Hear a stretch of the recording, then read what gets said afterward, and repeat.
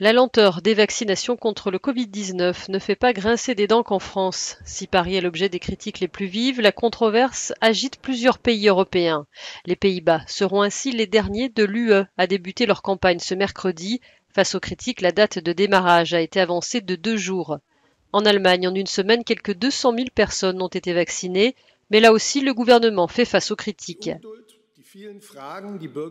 L'impatience et les nombreuses questions que les gens se posent maintenant sont tout à fait compréhensibles, a dit le porte-parole du gouvernement. Certaines choses peuvent s'améliorer et s'amélioreront. C'est dans cet état d'esprit que nous menons nos réunions. Le Royaume-Uni a lui été le premier pays à administrer ce lundi le vaccin AstraZeneca. Celui de Pfizer-BioNTech a déjà été injecté à plus d'1 million de Britanniques.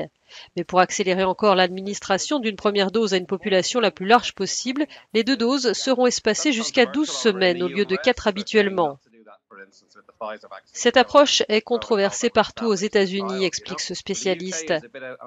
Le Royaume-Uni est un peu sur la sellette. Dans un sens, le délai va probablement bien fonctionner. Tout devrait bien se passer, mais ce n'est pas un protocole standard. Pour l'heure, l'Union européenne n'a donné son feu vert qu'à un seul vaccin, celui de Pfizer-BioNTech. Une décision était attendue ce lundi soir sur celui de Moderna, mais l'Agence européenne des médicaments a indiqué que les discussions devaient se poursuivre dans la semaine.